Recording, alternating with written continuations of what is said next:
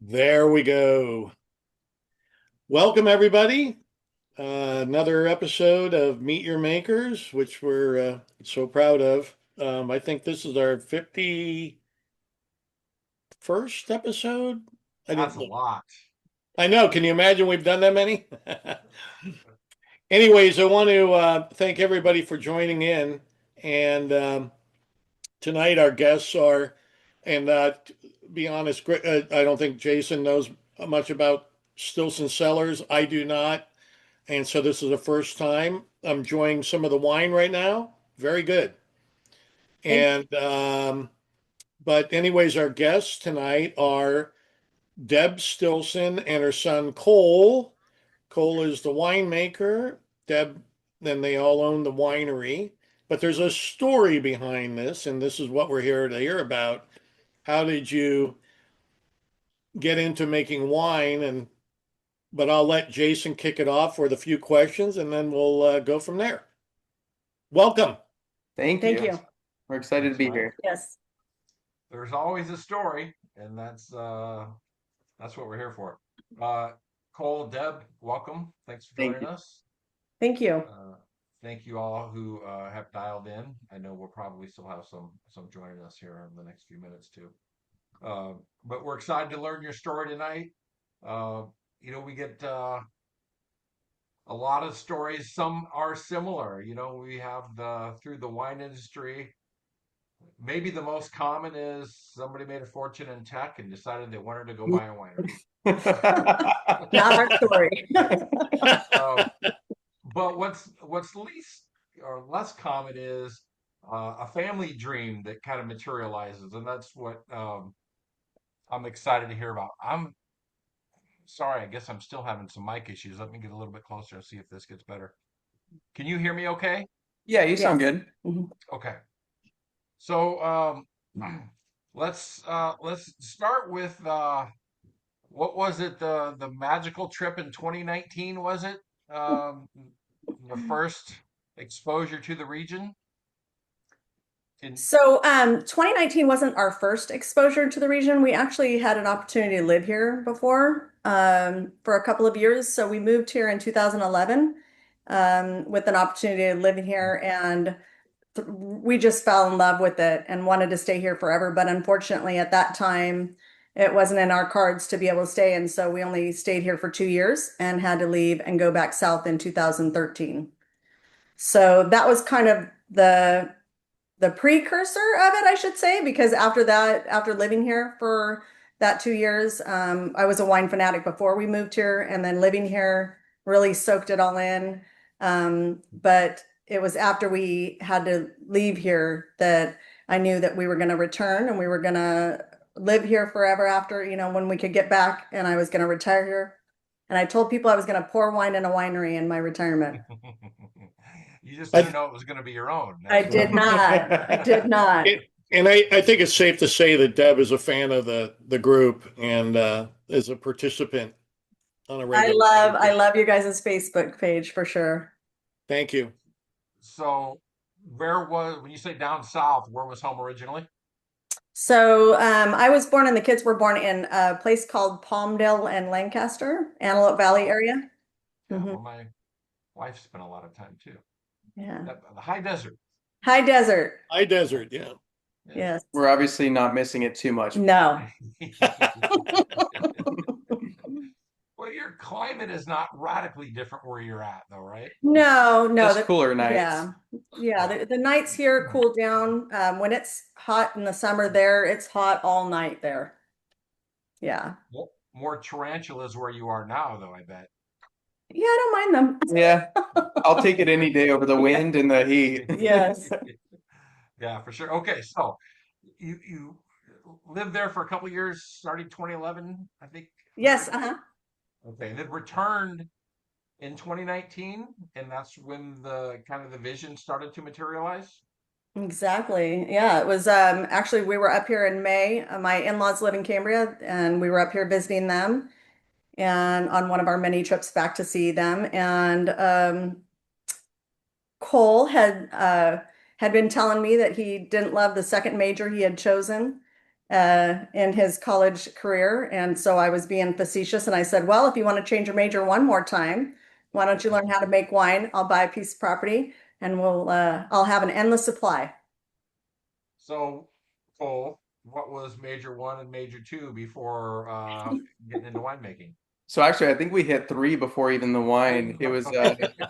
It started with computer engineering, Nice. and then we hit accounting, and I took one class, and I was like, not going to do that.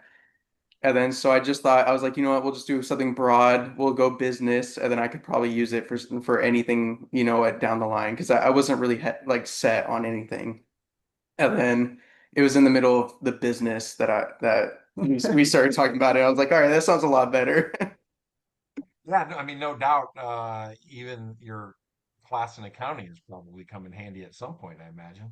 I honestly, yeah, because especially, I mean, we with her in education, I mean, she has an accounting degree, but um, we didn't have too much business experience, and so I don't know how much my classes really helped us. I'll be honest, but I think it was more of just like a dry jump into this kind of business, you know. So, did you start taking classes UC Davis or something, or did you get into winemaking classes, or? Well, you know what? Actually, after I moved up here in 2020. I I think I took a few viticulture classes, but it was so busy with either trying to figure out when we decided to start the business and we were going to actually make this a thing, with starting to do the back end stuff, and then when harvest came that year as well, it was a little too much to try and also do full classes. So I actually kind of just dropped out of school, other than the viticulture classes, just to kind of help us with our estate that we were trying to mend at that time. But yeah, after that, because we had gotten super lucky, Bella Luna Estate Winery kind of took us in like family, and they are my main mentors, and Jimmy Zanoli was the winemaker at the time, and Lucas and Nicole have been a huge help, and so they were my schooling basically. Like it was all learned by doing. I worked the harvest with them, and they kind of taught me at least the basics at the beginning. And Jimmy Zanoli still kind of helps me with anything I do need help with. But yeah. There are a few of those characteristics of Paso that are in the DNA, and that community support is certainly one of them, right?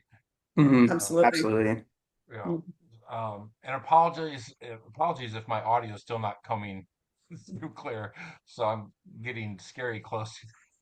It's all good. I can hear you. We can hear you. Okay, good. So tell us about how the vision started for you, Deb. When you're up there in 2019, how does that materialize?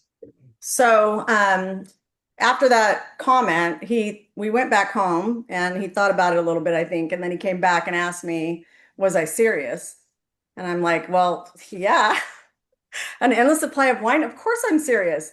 I mean, it was just all in fantasy. So, at that point, my other son jumped in and he said, well, you're not doing this without me. And so the three of us, we started coming up here and looking at properties, already kind of knowing where we wanted to live, already knowing the area because we lived here before, and knowing that we didn't want to live in Cambria where my in-laws were. So we were up here quite a bit actually. All of June and July we spent up here every weekend. We either one or two or three of us were up here looking, and we came across a property in the Geneseo District that had it was a 5 acre total parcel. It had a house on it. It had 2 blocks of wine grapes. There was Zinfandel planted and Syrah, and then a huge 1.1 of the acres was an olive grove. And we just got really lucky. We ended up with a 20-day escrow. Before we knew it, we were calling up Nicole and Zanoli and saying, it's closing escrow August 28th. We don't live there. We need help. And jumped right into it. Wow, well, that's fast Yeah. and well done finding property, especially at that time, right? It was a perfect time to find a property at that time. Yeah. And it was the perfect starter property, It was a honestly. mess. We're kind of like talking it up. That property was It a was a mess. it was a What do we got? mess. He didn't And by the use way, it. He didn't plant it for commercial use. He was making, garage wine right. and that was fine for what he wanted to do. But it did teach us a lot about farming. I have to say, we have learned so much because we ended up having to pull out one of the blocks. We replanted. We redid all of the irrigation, the pump on the well. I mean, we jumped in full feet into farming and rehabbing the property. And by the way, Tyler is the other, right? Your other Yeah. son, As Cole says, the silent partner. the silent partner. Hopefully What he's not listening. what's Tyler's role? Tyler is a partner in the business, but he lives down in Santa Clarita. He's an LA City firefighter. So Oh, nice, nice. Very good. he comes up for all of the major events and anything that we need, we call him up and ask him to come up for. So you got a property. You got the property in 2019 that fast, right? We And bought the property first vintage was 21. 2019. It Oh, was right then. you had a vintage that year too. Yeah, that's why Wow, we really relied heavily on Bella Luna. Yeah. wow, that's incredible. And so and now, and I know because I'm enjoying this, you can't see it very well. Okay. The You've got 21? you've got Bordeaux grapes on it. Yeah, 21. So did you Yeah. add Yeah. did you add Bordeaux to the vineyard, or are you Well, sourcing that fruit? yeah, you know what? So it actually originally it was Cab and Zinfandel. And then we took out the Zinfandel and then replaced it with Syrah. So right now we have a state Cab and a state Syrah. Um, but I mean, obviously with how small the property is, we supplement that with sourcing. So we're probably like 80% sourced just from Paso. But we do source from a lot of our heavier reds are I mean, I say heavy, but we try to keep like medium body. But a lot of our heavier reds are from like Adelaida, Willow Creek. Um, we do a little bit of lighter stuff like Grenache and Mourvèdre from the east side, El Pomar, maybe some Uh, Geneseo, and then a lot of our whites come from the west side. So we're kind of all over the place. Our estate's on the east side, mhm. but we do source as well. I think that the ABV on here is low, but I love the balance. The Cab and the Merlot, very complementary, and Absolutely, yeah. and I was shocked at the 13.1, but I am enjoying it, and I happen to be having some meatloaf. And it's going good. Yes, very much so. Yeah, yeah. We try to keep it. I this is kind of like how it's always started too. I mean, it all started based on her palate because she obviously is what introduced me and my brother to wine and also started this whole thing. But I think we've never been on big reds. Yeah. It's never been our thing or her thing and then into my thing. And so when we started making wine, it was kind of like we wanted to stay more like easygoing. I don't want to say approachable because it's so overly used, but I think it's like it really is, and I hate hearing it. But I just like medium body. Like we like lower, not low alcohol, but lower alcohol. We try to stay between like 13 and 14%. Sometimes hot years 22. We had some like 14.5. Yeah. It's pretty rare for us to get over 15, and it's just we're trying to stay like very easygoing, like any kind of pairing, like any kind of situation, you don't have to pair it with food. And so you'll see with even with the ones we sent you, but all of our whole lineup in the taste room is kind of like that. I approach a So bottle of wine several times a week. So that's approachable. Yeah, that's as approachable as you can't get any more approachable. so Cole, knowing what you know now Uh-huh. about making wine and about Paso, if your mom had said to you in 2019, I want low ABV, lighter body wines, how would you think about that today differently than you did then, given the climate of Paso? I mean, I think it just kind of worked out in our favor. I don't think I would have thought about it differently because it just worked out that we were already thinking that we wanted it's not like we're low ABV, but we have a few. We have like a cab that's like 12%. It's like Bordeaux style cab. 12 That's pour. old world And stuff right there, right? exactly, and it just works out well that we started that way, and now it's going like Paso has trended so high. It's been exponential. Like we're seeing like 16, 17% Right. alcohol That's reds. but that's largely a result of the climate there, right? The Everything heat. gets a And little the bit more climate, yeah. striper, right? Absolutely, but then we're looking at the sales climate of like Yeah. what people are buying, and so it's kind of I think it's worked out in our favor because we have people coming in the taste room all the time that are so happy to find something that they can actually go through a tasting and not get drunk off of one winery, and so Yes. it kind of works out well. Yeah. Definitely, you're ahead of the trend on that one for sure. Yeah, it's a little finicky during harvest, that's for sure, trying to make sure it doesn't get too hot, but yeah. Are you trying to harvest a little bit earlier? We usually go like a tad earlier, like a few bricks. I mean, earlier, like compared, I would say to the average.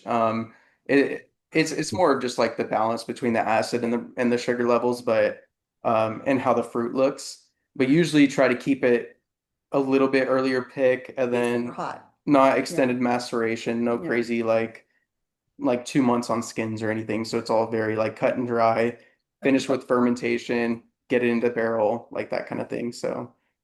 So, uh, Deb, you were obviously a wine fan before you had your own winery. Mhm. Did you have a first wine that really kind of opened your eyes or made you think differently about wine?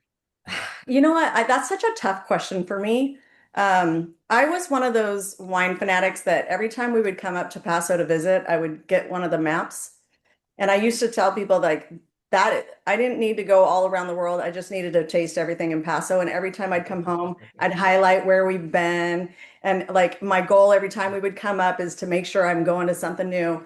I don't know that there was ever necessarily one that stuck out for me. It was just the experience of going so many places in this area. Um, I know later on, maybe not in the beginning, but later on when we were actually talking about doing the winery and started looking, we Cole and I got a chance to go to Epic, and I remember just sitting in that building and them telling us the story about how they took that apart brick by brick and put it all back the way it was historically. Like those kinds of things are what stick out for me. Even though I'm a huge wine fanatic, it's really about the stories or the places that we've been that I think tend to stick out for me. So, do you have a favorite? I mean, when I think lighter body, I'm thinking more Pinot, which is obviously not going to happen probably in Paso. Grenache, though, um, do you have a favorite varietal that you would lean towards?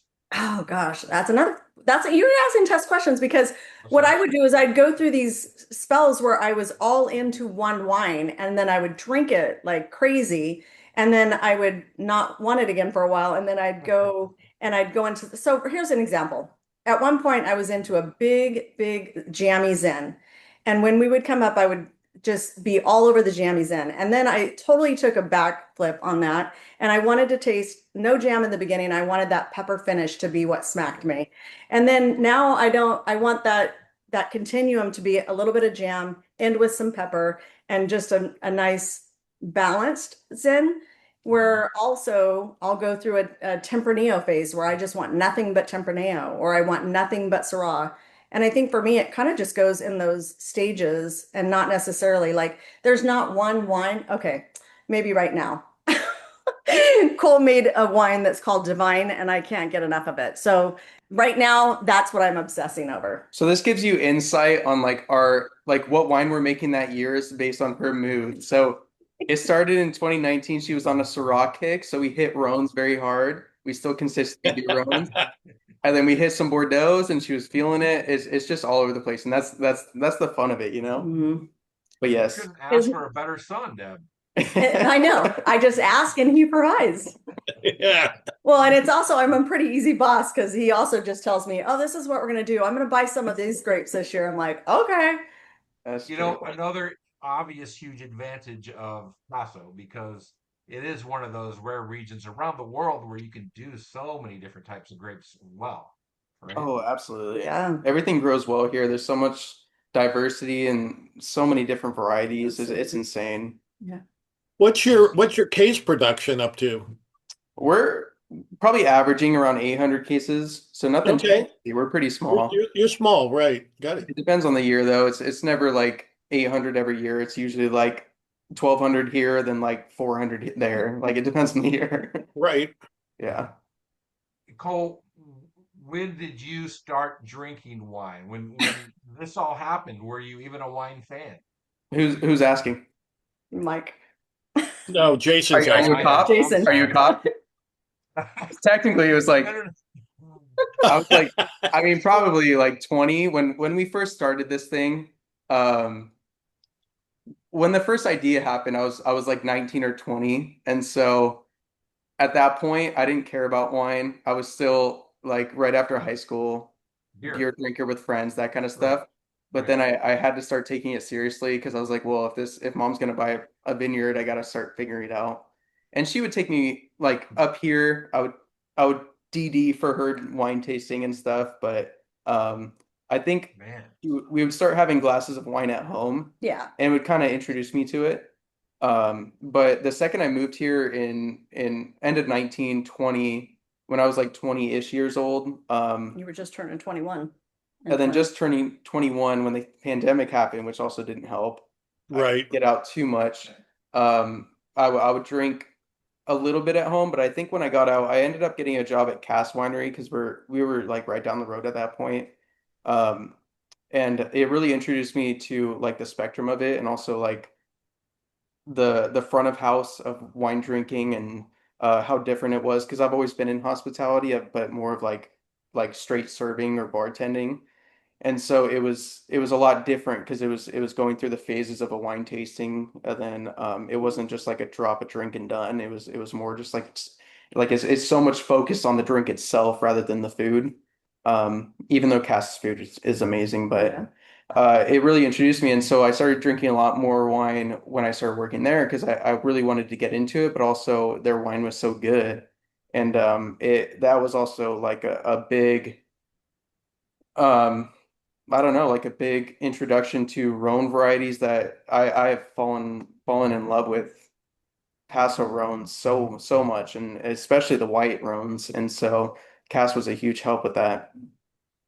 Um, Perfect segue because I'm curious, like how your palate has changed since you started, and Hmm. is it as dynamic as your mom's? Like, or are you more leaning towards a certain uh, few types of varieties?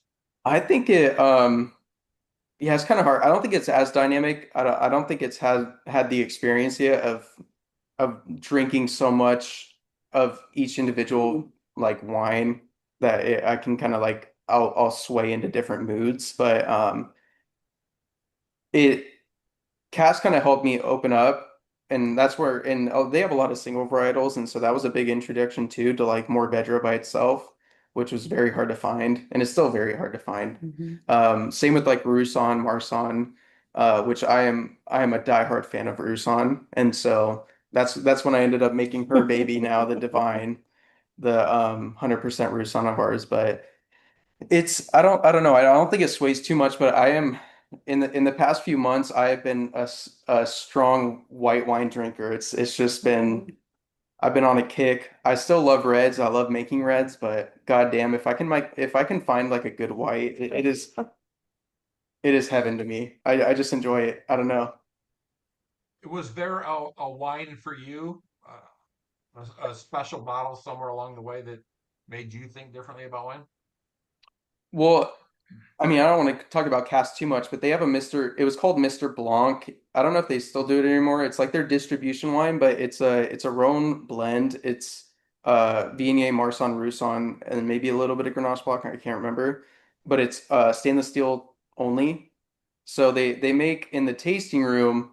They do a Rock and One Blanc, and it's oak aged, which I'm not usually a huge fan of whites, but their Mr. Blanc introduced me to like a super just like bright, fresh white blend. And so that was honestly eye-opening to me. And that's why I kind of make my Viognier in that style where it's stainless steel only, primary fermentation only, um, very acidic, crisp, refreshing.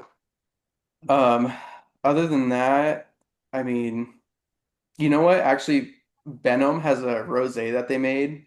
I think it was, I mean, they make it like that the same every year, but I think it was like 3 years ago when I tried it.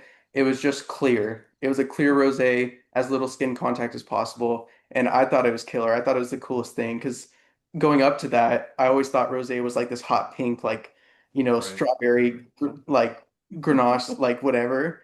Right. This beautiful, like super clear, elegant rosé, and I thought that was the coolest thing. So, I mean, we started doing our rosé. It's always been non-traditional. I use Syrah for our rosé for the most part, and then add a little bit of either like Grenache, Mourvèdre. I even added Montepulciano at some point.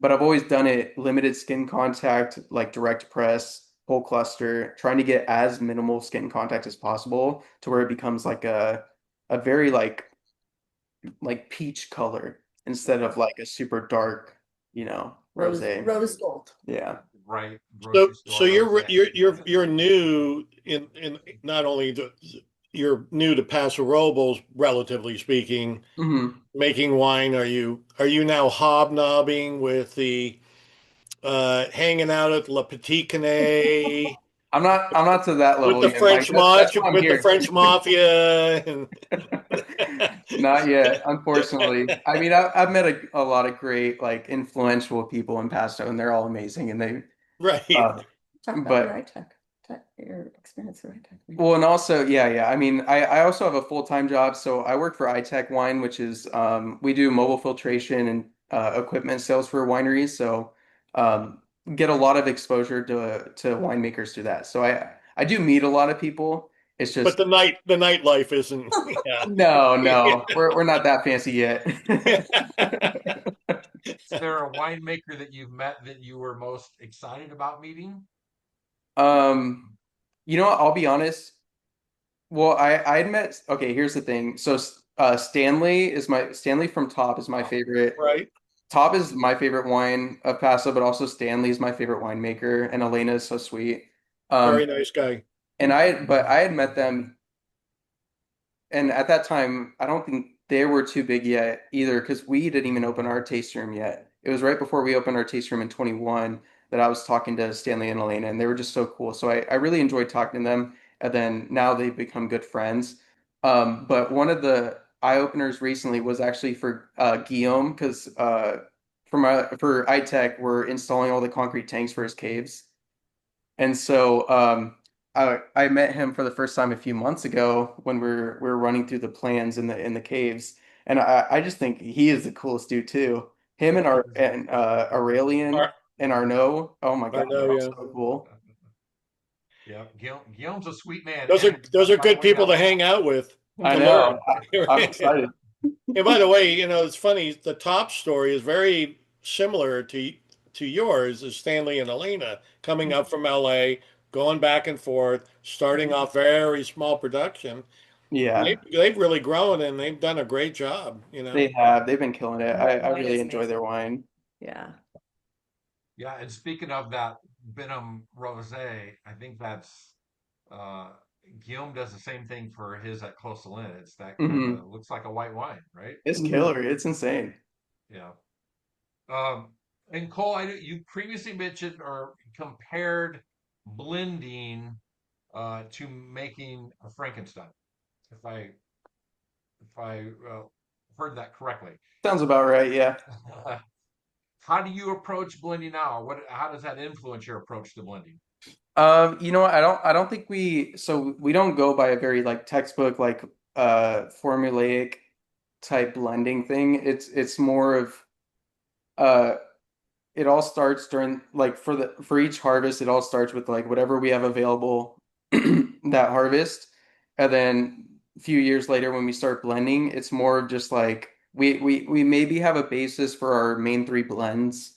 Um like our two Rhône blends and our one Bordeaux.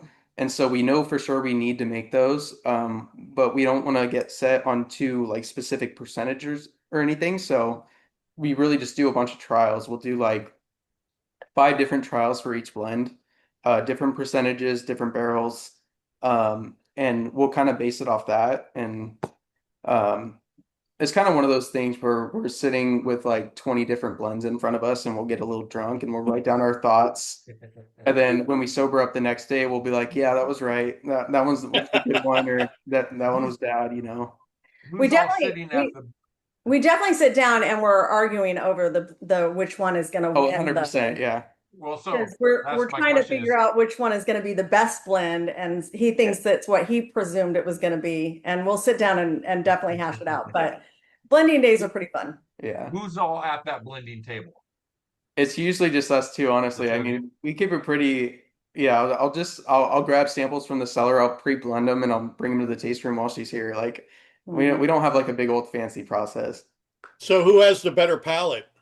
Obviously her. I mean, So, okay, but I have to say, so I might have the better palate only because I've had more years of experience in it, and Right. I'm drinking what it is that I like. But he is got a palate for fault. Like he can pick a minute fault in a wine, and that's something that it blows me away with how young he is, that he can pick up just the smallest little fault that shows up.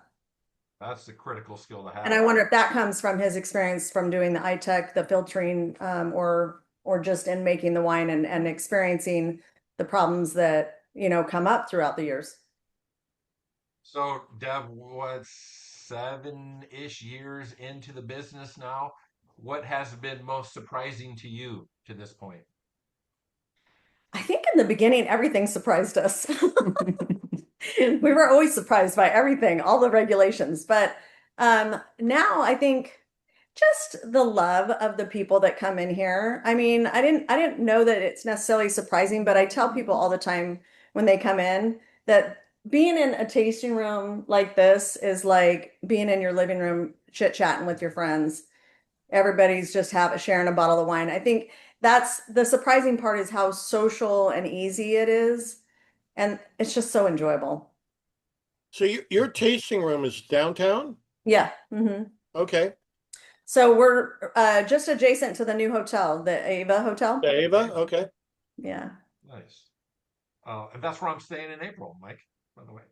Oh, Very you good. are? You're gonna have to walk across the street. I 100% will. Well, I'm And thinking about going to dinner there after the yeah, party.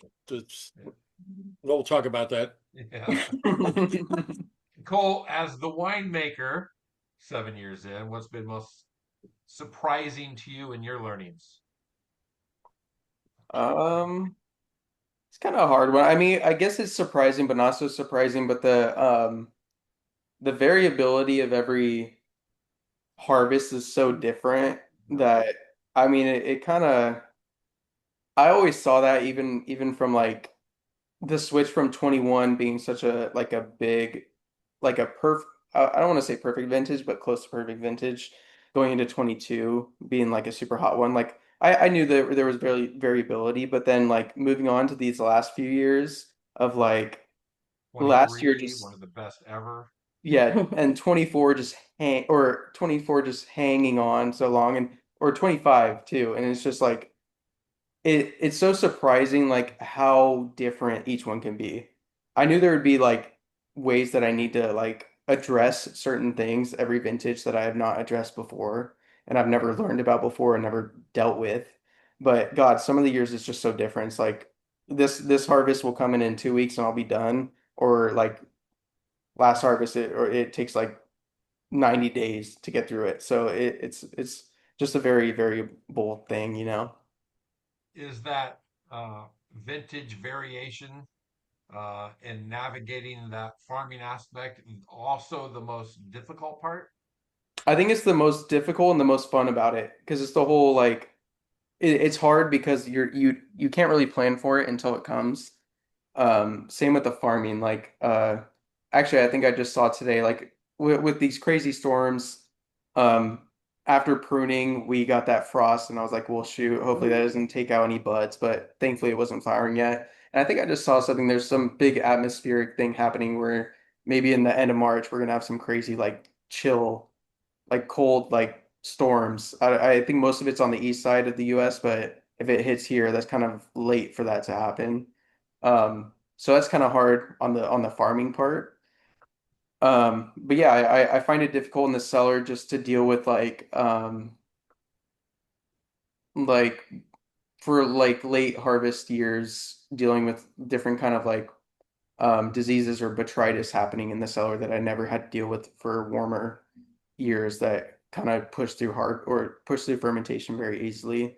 But I do find them to be the most fun harvest because I'm learning so much, and then also it's like I'm never bored. I mean, I was gonna say, this job I've never had the same day in this job in my life like twice.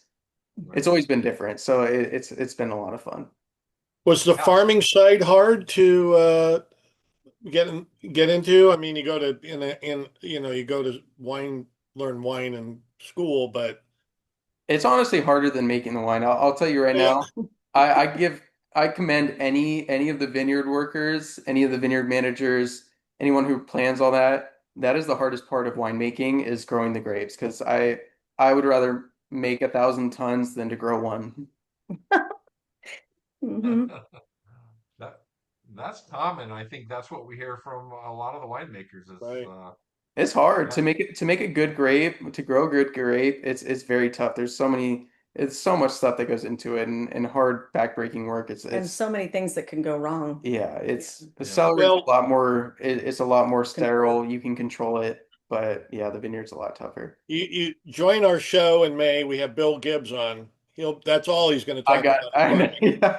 I'm excited for that one. Well, Yeah, those guys are nailing it, right? And so I think that's where I think it's also nice for us because we're not relying solely on our own fruit. Obviously, with only two blocks that aren't producing a lot, it's nice that we buy our fruit from these growers that know what they're doing and are dialed in, and they're making great grapes. It's just now Cole goes in and turns that into wine, and it's nice to have that where we're not the sole, you know, we're not producing our only grapes, and that's nice. How are you when you're sourcing? How are you selecting the vineyards you're getting grapes from, and are you able to get it from the vineyards that you want?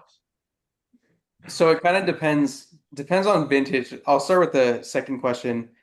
We get the grapes we want until we can't because we're so small. Contracts come far and few between, especially because like if we're getting a few tons at a time, if we have like a low yield year, we're the first ones kicked out, which is totally fair. I get it for the growers, but that's how it happens. But when it comes to the actual picking of the vineyards, we got lucky starting off. 21 was our first year with one of our bigger vineyards in Adelaida, for Cab, Merlot, and Syrah. That was the first introduction. It was more just we went out, checked out the vineyard, kind of saw how it was farmed, and it was more of like a couple checks throughout the season to see how diligent they were, kind of on like anything from weeding to pruning, if they were using some kind of pesticide, if they weren't, which we didn't really want, um, like herbicide, all that kind of stuff. And then it also went down to we ended up finding a few bottles from different wineries that had sourced from them before, from the same blocks that we were going to take from. So, because this vineyard it's decently big. It's like 80 acres. It's right below Kukula, if you guys know where that is. Um, kind of out towards the lake, but you don't turn right out to the lake. You keep going straight. oh, you mean Nacimiento? Yeah, Yeah, yeah. yeah, got it. But yeah, so it's this big old vineyard, and there's two different parts on different sides of the street, and different like topography. So one's very hilly side, and so that's the side we kind of go for. But yeah, it was more just you kind of have to feel it out. I don't know, and also from the 21 vintage, the first one we did it. I mean, I was still pretty new to it, so I mean, I tried to do my due diligence, but I'm sure it wasn't good enough at the time if it was a bad vineyard. But thank God we got lucky and it was a good one. Um, and so that one we've stuck with this whole time. Every year we still get from, and then any new ones like it's kind of based also around like people around me. Like a good example is Sam with Ruach. She Yeah, got some Sam Mogul. Yeah, yeah, Yeah. some Sam Ogle. She got some Grenache from Coakley back in 23, I think it was. And when she brought it in, the fruit looked pristine because at that time she was with us That's at the Zinfandel cellar. And it was like the most beautiful fruit that vintage. And so the next year after that, I was like, I gotta get that Grenache. That looks so good. And so it's also a thing of like, and that's a telltale sign is like when you bring the fruit in, there's some vineyards that I've seen just like around Tin City where it's like I'll look at the bins of fruit coming in, traveling in, and it's like half of it's like leaves and it's like 13, 15% like rotten fruit. And it's like just bad looking fruit. And they just like obviously they auto sort it like whatever. But then when you see that like perfect bin of fruit, you're like, that's the vineyard I want to work with. They got the good laborers, they got the good workers, they take care of They it. take pride in the Yeah, fruit that they're handing off. exactly. And I so like it's that. kind of like a whole mix, you know. That's the So first are time we've ever heard that. so Like, you're not talking about you're getting fruit from Adelaida District. You're talking about Adelaida, No, correct? Adelaide District. District. I Yeah. got Yeah, it. to the Okay. whole area. Yeah. Yeah. Okay. so what are I'm sorry, Mike, go ahead. No, I don't. Good. Okay. What are the plans for the estate? Then it's you said it's Cab and Syrah now, So we and just bottled our 23, our first vintage from our planting of the 23 or of the Syrah. We just bottled in January. It's our first release. nice, and Yeah. All just right. straight Syrah. Yeah, so we How's keep that? it by itself. Both the states we do single varietal. The cab we've been able to do every year, but it's very, very limited production. The way that it was planted before from the guy we bought it from, like we were saying at the beginning of the meeting, this place was a mess. This guy put gopher wire around the roots, hoping to protect it from gophers, but also it stifled the growth of the vines. And so the cab side we're still mending, but we still have been producing that every year. But we planted the Syrah in 2020, and so after about 3 years of us just dropping fruit and kind of like doing it, we finally picked in 23 and we just bottled that one. So we're super excited. We keep it 100%. Use mostly new oak on it. So it's a good straw. It's probably our biggest wine. But it's a good one. Yeah, I bet it's big, understandably. And Syrah Cab blends are one of the hottest blends in Paso right now. Is there any thought We haven't that you done can that. give I us? should try that. Honestly, that sounds We good. haven't done I that. mean, Yeah. it's A lot a of lot of 50-50. a lot of the Okay. tourist flagship is their state cuvee. It's a Cab Syrah blend, and Mhm. there are many others obviously doing it with a little Petit Verdot usually or something else like that. But Yeah, yeah. Well, Jason will tell you we're big Syrah fans, so Excellent. thank All you, right. Mike. let us know when it comes out. I have to go by and get a Yeah, taste. when I hit the storage, maybe I'll put a bottle aside for you too. Yeah. It's going out to the wine club members in April. Oh, this April. Yeah. Mhm. Funny. We'll be there then. Oh, that's crazy. Uh, Speaking of wine club, just doing a time check. We've got about 8 minutes left, and I want to give you guys some time to, excuse me, talk about your current lineup in your wine club, and then if you're okay, we'd like to usually open it up for the remaining time for the group to ask questions.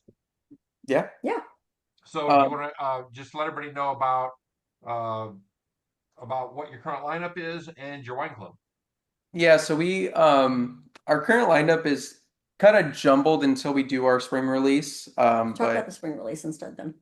Yeah. yeah, so our spring release will be all of our 2023s, which honestly I'm super excited about. It's probably the best wine I've ever made. I think obviously in general 23 was a great vintage. Um, but super happy with the 25 white and rosé that we're coming out with as well. But when it comes to our wine club, pretty traditional. We do two different clubs twice a year. So we do April and October. We do a 4 bottle and a 6 bottle, so nothing too big. The 4 bottle you get 15% off of not only wine purchases, but also we do olive oil, we do merchandise, all that kind of Oh, stuff. nice. And then the 6 bottle you get 20% off.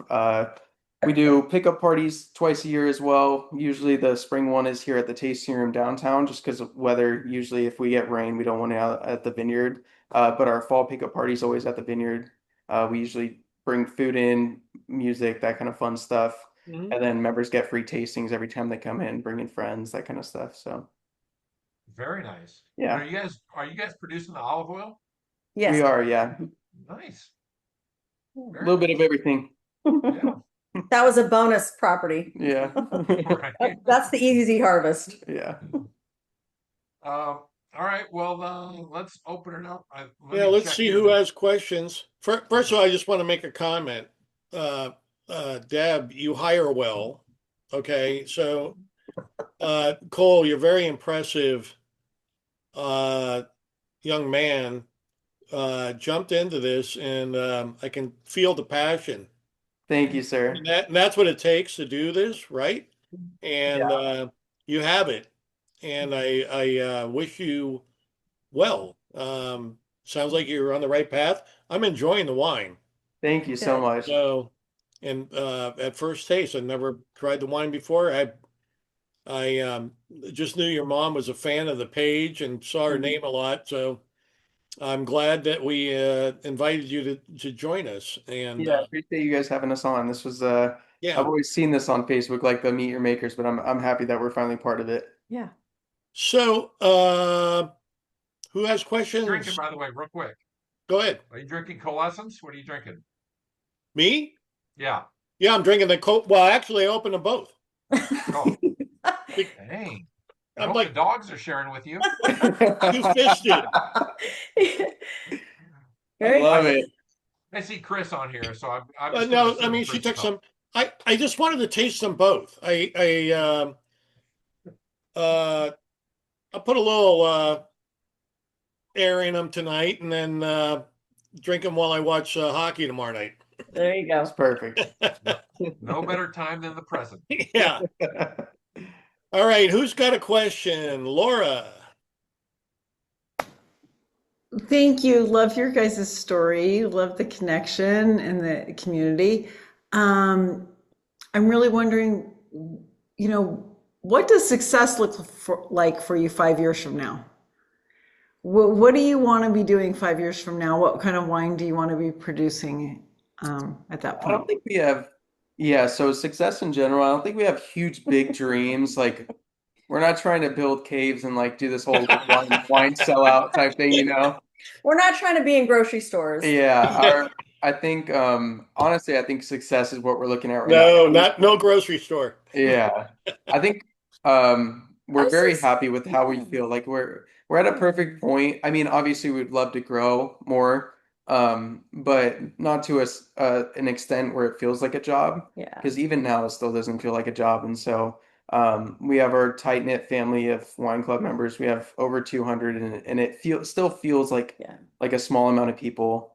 But we know them. Yeah. And that's the nice part. I Like think, this already feels like success yeah. is the answer to your question. I don't know how much further we really would want to go, honestly. This feels kind of nice right now. Well, Scott Hall, he told me something profound last week. He goes, I didn't get into this to get rich. He goes, I just wanted to be happy. And it sounds like you guys are happy. So Yeah. that's a big bonus. So Yeah. who else has a question? Anybody else? Mike? No? John? Oh, wait. Oh, I was going to talk It's a about, little late. It's a little later here. Well, I'll ask one, Mike. Go ahead. The last comment that was made about the easy harvest for the olives. We have 2 olive trees out in our Palm Springs home, and yeah, the harvest part is easy, but curing the olives, we haven't made olive oil out of them. I don't think we get enough. How big is your grove of olive trees, and how much are you producing in olive oil? And is your olive oil just a standard olive oil? Or are you doing flavors or anything like that? So we have about 150 producing trees. We have more than that, but only about 150 have actually produced. We do not do any of the brining. We don't make the meat olives. It's all of the olives go into a press. So we basically, when I say it's the easy harvest, I mean it's because we don't really have to pay as much attention to it like you do have to measure the bricks and all that on the grapes. But Right. the day is picked for us because we wait until the day nature's touch brings out their truck.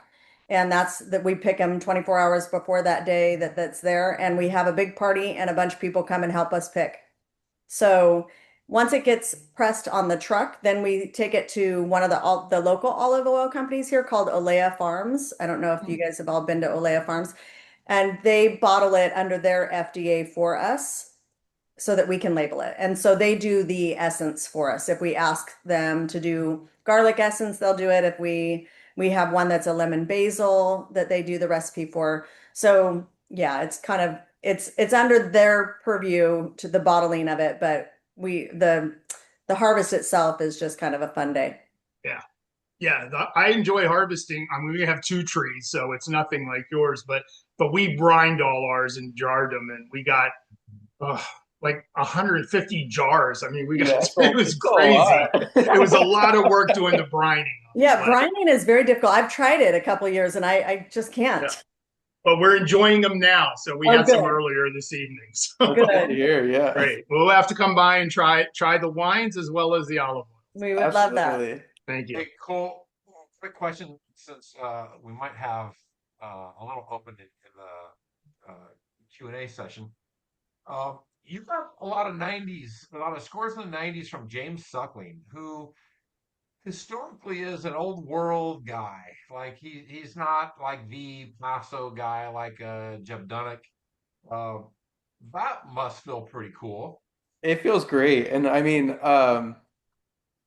not gonna lie, that's kind of why I kind of gravitated towards him anyways, because of his kind of his style that he has. But it does feel nice when I do get a few like nicer points from him, because it kind of shows me. I mean, and he's tasted a lot of Paso. He's been around here, but yeah, it's someone's palate that I kind of agree with, I would say. So it is nice to hear. Yeah. I have a question. Deb, if you don't mind, if you want to share, what were you doing before you got into all this? What were you doing before? Yeah, before you quit. Yeah. I was in education for 24 years, with the last 7 years being an administrator, and I was a principal. Oh, very nice. Okay. Hence the retirement. No, I mean it's a journey to go, well, I love Paso Robles and I go wine tasting. Maybe I'll pour in the tasting room someday, but now you own a vineyard and you're producing It wine. was always my goal to be a retired teacher pouring in a tasting room in Paso. I'm not gonna lie. There was this lady at Castoro that I just absolutely adored. She was a retired principal, and every visit I would go in and chat with her so I could learn that this is what I was gonna do when I grew up. You ever dreamed that you would really retire in your 40s? Did I dream of retirement? I mean, doesn't everyone? I think when you're in education, you dream of retiring pretty early. Well done. Oh, we have a question. Steve's got a question. Go ahead, Steve. Yeah, can you hear me? Yeah, we can. Okay, great. Okay, a couple of questions. We'll go back to the grape sourcing.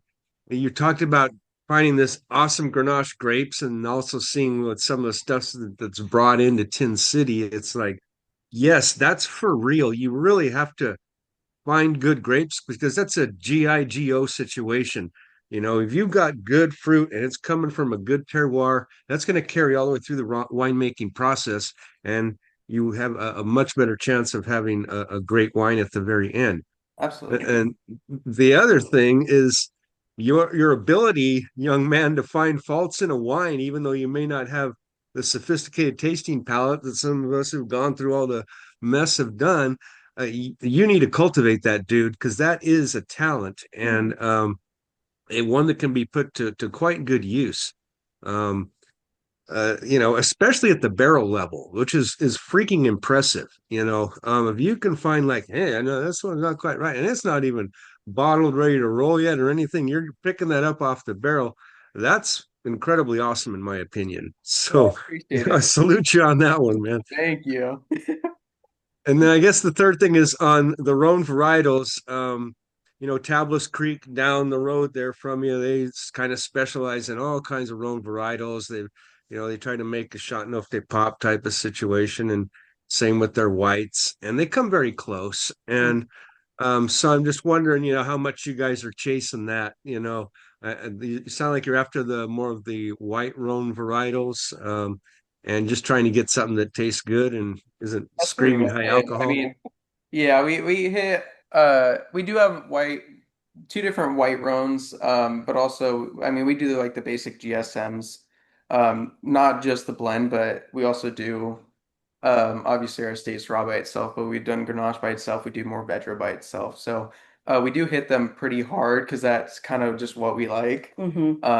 Along with like a few Bordeaux's, but yeah, I don't think it's something that we're it's really like a hard focus. It's more just like what we like and what is available at the time and what we can make that's good at the time. So it's Yeah. Well, Yeah, so that story is pervasive. They make wines that they want to drink, the wineries and the winemakers, and that's a story we hear all the time. So go Yeah. ahead, Steve. I'm sorry I cut you. yeah, no, it's okay. So in southern France, in Châteauneuf-du-Pape, for example, the weather there has also gotten warmer, and they are kicking out 15% wines, and it's just by default you let them go all the way to fermentation. So I'm wondering, you're managing to keep your alcohol down, and so okay, maybe you pick a little early. Are you just kind of really watching the fermentation and saying, okay, buddy, that's it? You know, well, uh, you know what, it kind of helps because the Grenache we can push the Grenache is able to take it because some of the Grenache we get is DeBo's Vineyard in Adelaide as well. So both that one and the West Side Ranch is the one I was talking about below Kukula. Those are very cool, even though it's still Paso and I know it still gets hot there. But we're talking like in the mornings those vineyards have like another like hour of like marine layer like fog over them. sweet, okay, It takes a lot longer for it to burn off, so it does have a cooler climate than a lot of Paso, even like a lot of the other part of West Side, especially the East Side. And so I think it kind of attributes to that, to where it allows it to phonetically ripen without it getting too sure, hot. And so I could exactly. still You get pick that, it. I can still sugar pick it and like acid balance. 24 bricks, but it's fully ripened flavor wise, and so it works out well. Yes. That's awesome that you got a region like that or a little pocket like that in the region, I Yeah, should say. yeah. No, Yeah, super lucky. yeah. Hey, John, you have a question? Yeah, I finally figured Thanks, out Steve. one. No, I'm just kind of curious. What's on the horizon? What do you want to experiment with? What do you think would be like that fun, cool project that would, you know, stroke the ego and, Yeah, yeah, yeah. make you pretty hyped up for what you're gonna do next? Well, you know what? It was something that got shelved for a bit, but so the initial thing was doing Roussan by itself. So Roussan has been my favorite white by far for years, but it's been so hard to find. Um, I think there's only like 360 acres in all of California, and so whoever's growing it for the most part is making it, and if they're not, I'm not usually getting it. But I did get my hands on some in 24, and so that's what we call the Divine. That's her favorite wine right now. But the issue with Roussan is it's pretty finicky in the cellar. It needs some kind of, it's pretty brash, so it needs some kind of breathing Mhm. during fermentation and even in aging. So a little bit of oak. So I did about 6 months in neutral French oak, but I did, like I said earlier, I'm not a huge fan of oaking whites. That's why I do my Viognier only stainless steel. But I kind of wanted to get in the middle of the two with the Roussan where I didn't need the oak profile, but you still get the micro oxidation. So I wanted to do concrete. And so I brought in a concrete egg to the cellar this last year just with the Dude, Roussan. I was like, this is gonna be sweet. I'm about to do whatever, like 350 gallons, like nothing too crazy, but I'm gonna do a concrete Roussan 100% by itself. Had the egg all set up and everything. And then with how cool the year was, the Roussan didn't ripen. It was at 19 bricks and it wouldn't go higher. And so I didn't pick it up because it started getting botrytis in the field too. And so that is something in the horizon that I want to do is I want to get that Roussan in the concrete egg. I'm sorry, you used a word I didn't understand. It got what in the field? Oh, botrytis. It's like a rot. Oh, Yeah, got it. noble Okay. rot. Noble rot. Yeah. No, Like rot. Sauterne. Noble rot, you can make dessert wine out of it. I know. Yeah, you know what? People kept telling me that to console me when I was complaining about it, but it didn't make me Ah, any happier. Yeah. all Oh, well. right. I Needless wish to you luck say, on the no concrete eggs. such Kind of a nice idea. I want to see Well, how that everybody turns else out. knew about it. Obviously, I unveiled my ignorance here. So, No, this Ah, is where you learn. See, I'm teaching you. all You're good. some All very good. nice dessert wines out of Bordeaux are because they're both tried. I They're have tried heard and that. seen. Yeah. Yes. Oh yes. Yes. Sauternes Roussan's in not the kind of particular. grape for that, though. Yeah. Yeah, Sauterne. Yeah. Yeah. Cole So knows yeah. that. Yeah, you gotta make something like special that is uniquely Paso, right? Yeah. Yeah. I wish you luck, man. Find that Thank, little gem. Thank I you. appreciate it. very Sure. good. Anybody else have a question? Okay, well, we're Well, Deb, thank you very much. It was over an hour absolute in. pleasure. We appreciate the time you've allowed us to spend with you. Absolutely. Yeah, and thank you so much for We inviting us. learned a lot. I'm really impressed with both of you, and I wish you all the luck. Thank You you. are good. You're a good mother-son team. That's for sure. I think it For works sure. out. Most family businesses don't work, but this one does. So good. Very good. So thank you very much for joining us. We really appreciate it. And I'm going to cut off the recording. And All right. Right. Thank you for having Thank us. you. Bye, Thanks, guys. everybody. Bye. bye. Plancha.